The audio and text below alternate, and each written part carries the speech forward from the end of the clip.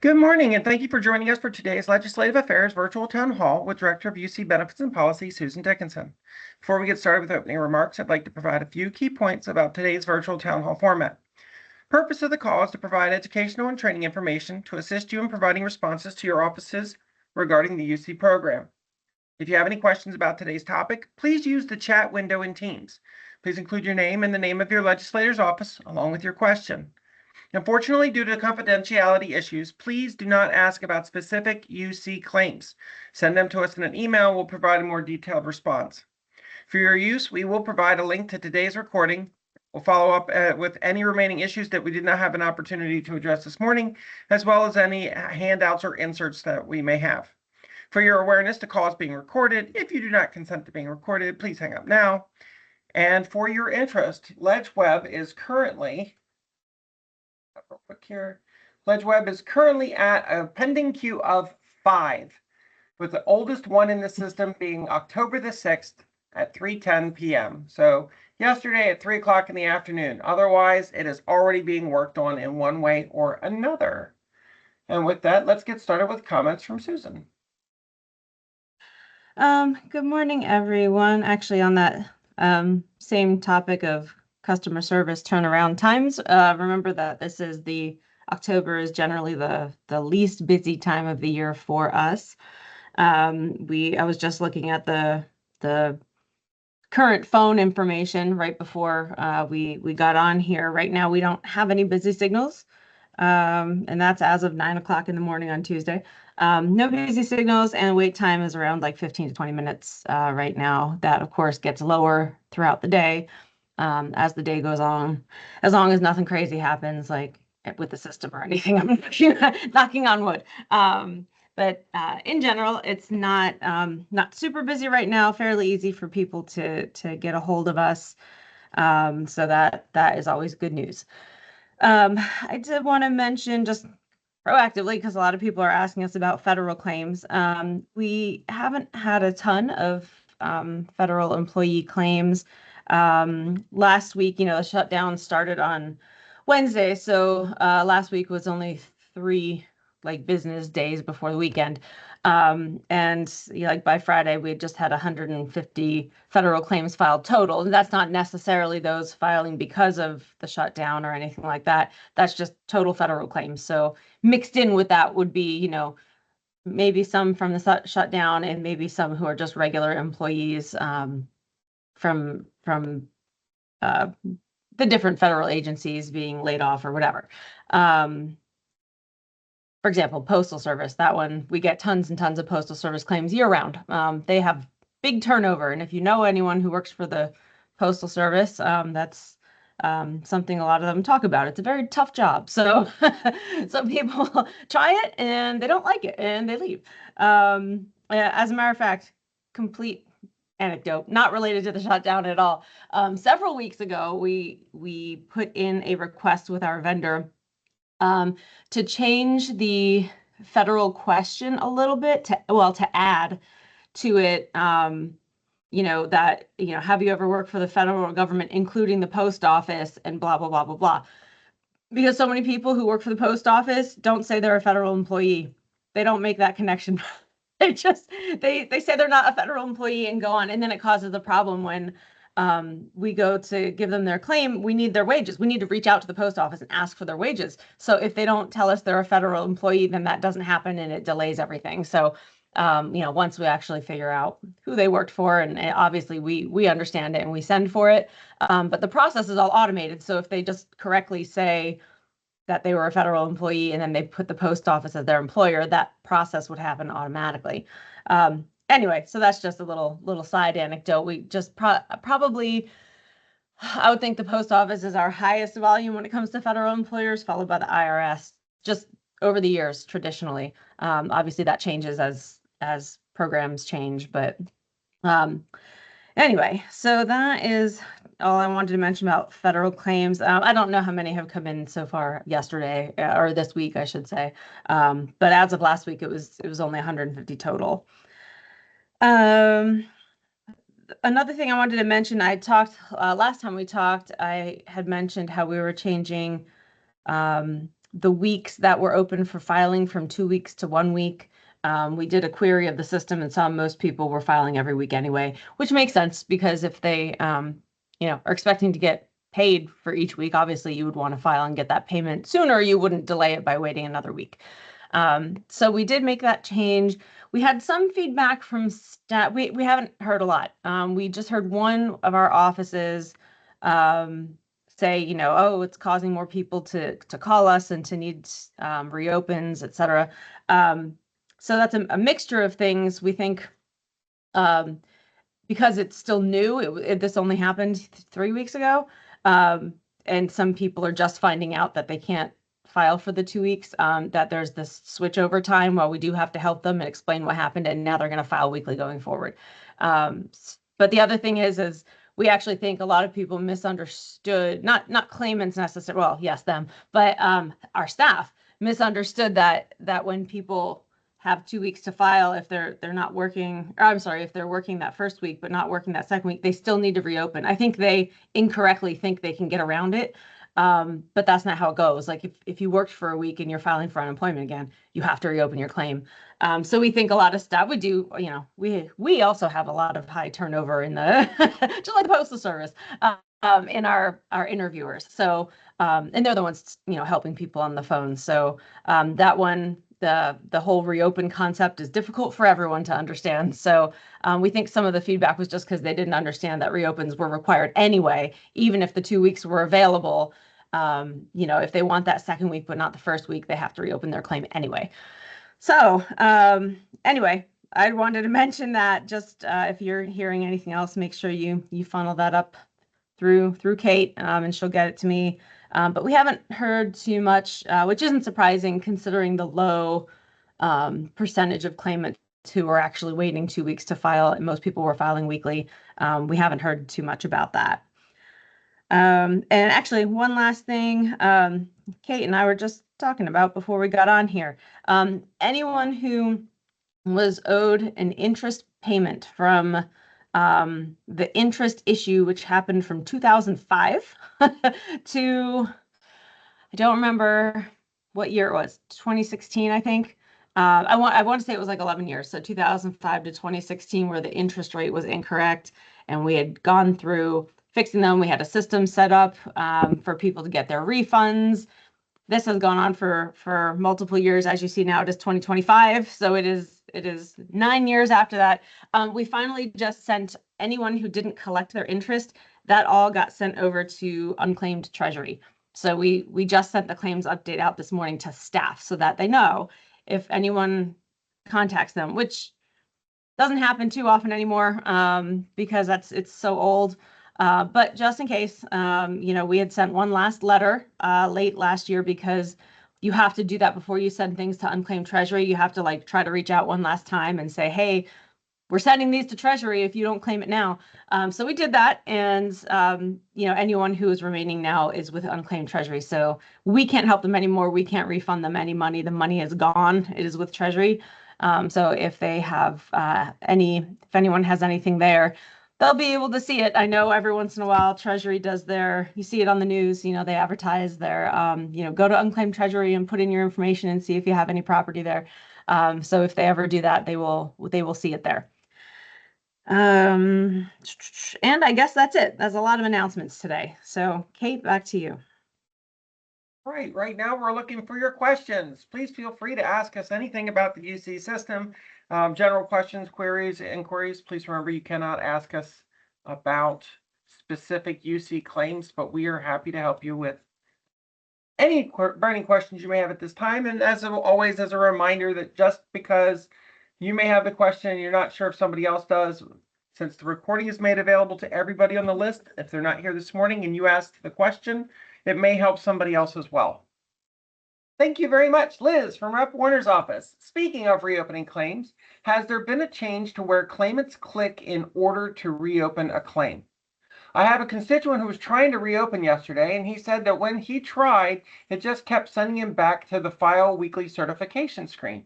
I had him clear his cache and asked him to wait until today to try so I could ask here. Thank you. Interesting. No, I don't know of a change. I know we've had some staff reports yesterday of at various points in the application, they're trying to like add an employer or something, and it takes them like in a loop back to the beginning of where they were, and it something is malfunctioning there. Although this is the weekly claim certification, I didn't hear anything about that. My initial thought is if it's allowing him to file a weekly certification, he doesn't have to do a reopen and he can just file the weekly certification. Because the system is generally smart enough to know when people need to reopen or not. So if it's saying he doesn't need to reopen, it's usually correct. I'm not saying anything's not wrong. It's just the first report I'm hearing of it. So after this, I'll ask our claims unit and see if they've heard anything. Usually it's the opposite where complaint that we hear where, people just want to file their weekly certification, but it's making them reopen and they think something's wrong. But it's not anything wrong. It's the fact that they do have to reopen because they missed a week or they were working that week that they missed, and people just don't understand how the reopens go. As I was saying 5 minutes ago. So usually it's an education thing, but the opposite direction is not one that I've heard before. So I'll go ask them about that and see if they've heard anything. He definitely has to reopen. He's been working since February. Oh, gotcha. Okay, interesting. Right, on If that you note, if you have his name, send that to Kate so that so that she can send it to me and and we can look and see what actually is happening there. and the floor is open. If you have a question, please feel free to ask away at this point. No question is a bad question. They can all be beneficial in one way or another.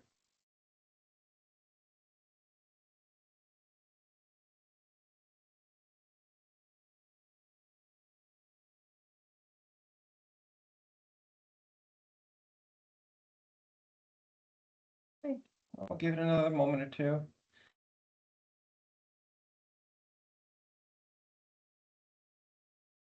Any interesting points, Susan, about, since, we are into October at this point, full swing, we're not going to be too far away for the holiday season. Is there any points or guidance that you might want to put forward to start allowing folks to be mindful of in the near future? Not really. The only potential issue over the winter, it'll be the usual high volume, things like that. Usually when our in-person services at the UC Connect services at the career links, usually those get busy in the big cities. And that's a complaint we hear a lot about in like January is people have to wait for an appointment. That's something that could possibly happen. So keep that in mind. The only other strange thing, and I'm not even going to try to explain it today. You know what? Maybe I'll invite Heather to that one. Is the financial calculation is changing for some people in January, and it's all in the law, so we cannot do anything about it. We really, really, really were hoping we didn't have to do this and that the law would be changed and we wouldn't have to do it. It's so confusing. Claimants are definitely not going to understand it because they don't even understand current stuff. Our staff isn't going to understand it. It's going to be very confusing. It's a high quarter averaging thing. So instead of having your high quarter, and that determines your weekly benefit amount, it gets averaged with the second highest quarter, and that determines your weekly benefit amount, but not for everyone. Like before you do the averaging, you have to do another calculation to see if they actually qualify for the high quarter averaging or not. And it's not like it's, I say qualify, it's not like it's a choice. Like if the person meets the original calculation, then we must average their high quarters. And if they don't, they proceed as usual. It's so confusing. So there you go, something to sleep on. We will explain it before the end of the year, probably multiple times because it is confusing. But I'm not prepared to make that presentation today. I'd rather have something. That's one where I would want to have something like in writing and share my screen and show you stuff or send you something. The high quarter averaging calculation is crazy. So it's in the law. It was like intended to help with solvency, but it actually turns out that it's not because certain uh, groups of people who are not eligible now will actually be eligible. So we're going to be paying benefits to them anyway, whereas they wouldn't have gotten them. And I think there's some people in the other direction too. The whole thing is confusing. So so we will present that. Let's see, it's October. We'll have to present that a couple times, I think, to especially like, show you how it all goes one day. And then you've got, 2 weeks to think about that until the next time that we meet. And then we can take your questions then, because I'm sure you're going to have a bunch. Even if it's, hey, could you just go through that again? Because it's complicated. So I'll put that on my little calendar to do that presentation. Like I said, I might actually have my chief of claims do that for you. That's what delegation's all about. And then I can just sit and watch. All right. Emma from Senator Moot's office. When it comes to backdating claims, is there a reason why some requests get denied? Yes. So actually, when it comes to backdating, our regulations, Pennsylvania's unemployment regulations, give the specific reasons why you can backdate a claim. And there's a number of weeks tied to it. I don't remember them all off the top of my head. But for example, I think it might be 2 weeks or something. If there was for example, the place of business, was on fire or flooded or something, and there was some sort of natural disaster there. And, that's why the staff couldn't file on time or whatever. There's very specific reasons.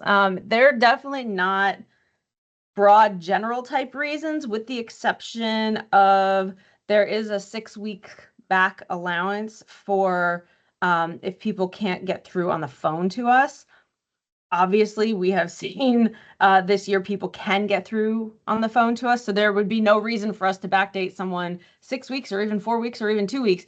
They would have to really prove to us they couldn't get through, but most people can't because our phones have been open all the time. So pretty much every day of the week except Monday. But then it would be, the claimant's fault if they're only trying to call us Mondays and not any other day, or emailing us or anything. They can contact us in any way. So when it comes to backdating, the regulations are actually kind of strict. It's funny because we're looking at those. We wanted to update those for a long time. So hopefully in the future we can, but they give very specific reasons. I think like death in the family is one of them. So there's nothing in the regulations about someone was confused or someone was busy or anything like that. Someone was out of town, whatever. The law requires people to file timely, and those regulations only give very specific reasons and very specific numbers of weeks for each reason where someone could be backdated. And actually, so I'm going to make a note. That'll be something else I share on one of these. I think that would be interesting to look at. And they're definitely very old. I can't remember what year. I remember looking at it one time. I think it's the 1960s or something. They were updated. It was a long time ago. So I will share those some other time. But that could be why. If someone's asking, depends on how long they're asking. If they're only asking for 2 weeks, it's not an issue. 2 weeks is always approved.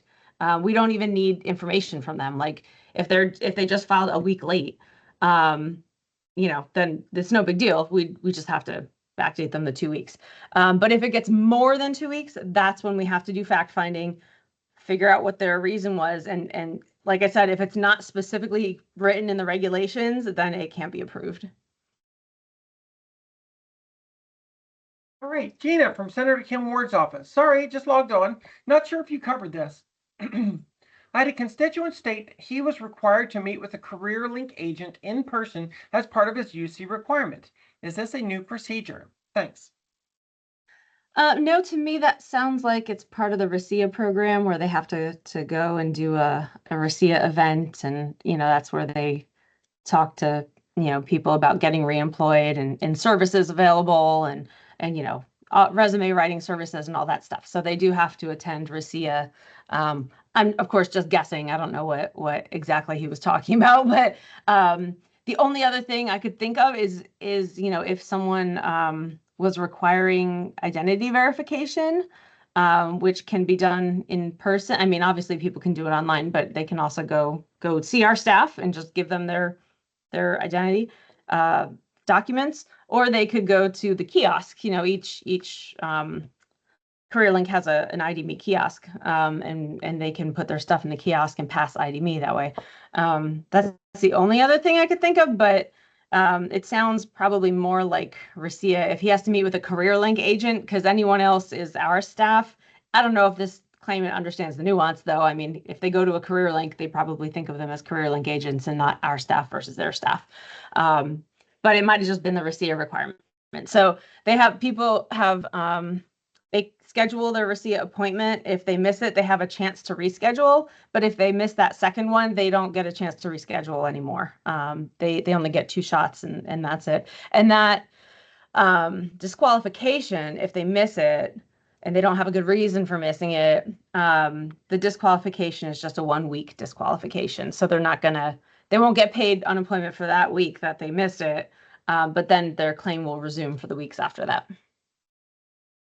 Also, as a point regarding showing up in person at CareerLink, we've had a couple of inquiries that have come in recently where we know that fraudsters are trying to start wonky things of trying to bypass the system once again. We want to remind you, legislators, that if you talk to someone on the phone and you've never had any contact with them previously, if there's phone numbers outside of your area, if they have just reached you via email, regarding their UC claims, then they're having problems logging in, verifying themselves and whatnot. They need to go through the normal channels, going through your office and asking for us to somehow wave a magic wand to bypass them, to let them start filing for their benefits immediately.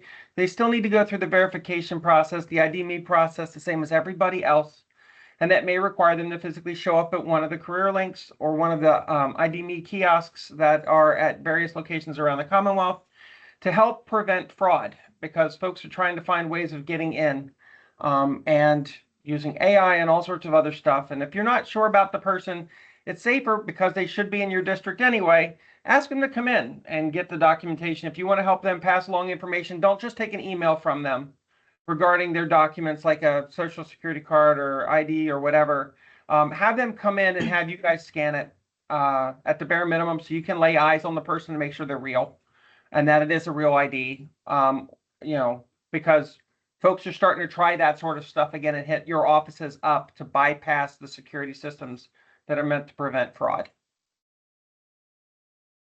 And actually, that reminds me, I'll just mention that our national association that helps all the states' unemployment programs to do well. They're like our advocacy group with Congress and stuff like that. Anyway, they did send just like 2 weeks ago, they sent out a fraud advisory, just saying that a lot of states have seen an uptick in fraud recently. Pennsylvania has not, but they do things like that when multiple states are reporting it, especially if it seems to be the same pattern or whatever. They'll make sure everyone knows about it so everyone can just be a little more vigilant. At the same time, the U.S. Department of Labor sent a fraud advisory, not about the fraud that was occurring in some states, but with the federal shutdown occurring and the expectation of more federal claims. Fraudsters watch all of this. They are more in tune with our news and stuff than anyone who lives here. They know. So they look for things like this where things might seem to be getting a little more chaotic, because they know that they have a better chance of slipping through. And when we have high volumes and we're scrambling to take care of people, they know that our guard is probably a little more down.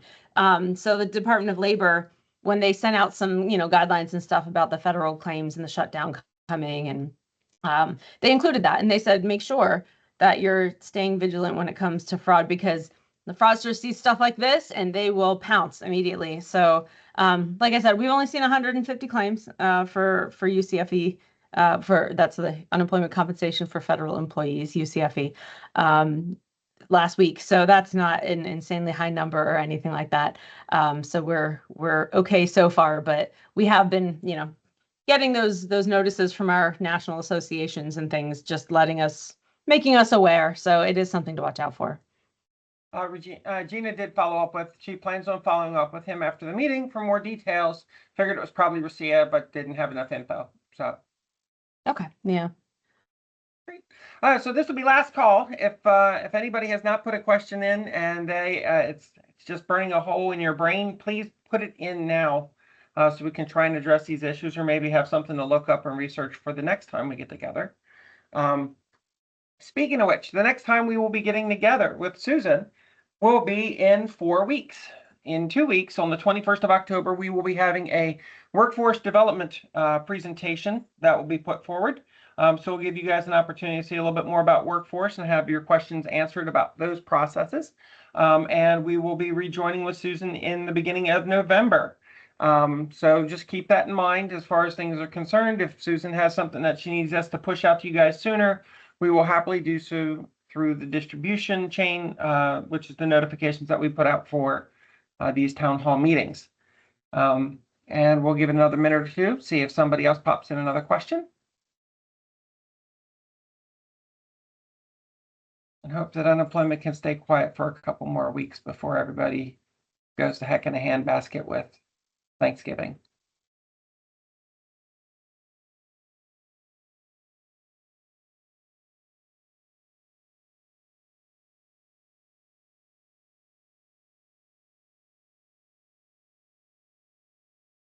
All right, as I'm not seeing anything else really pop up at this point, we want to thank everybody for participating this morning. Thank you for your questions. Susan, thank you for being here. And we will get the recording out for this presentation in the next day or so, as we have the availability.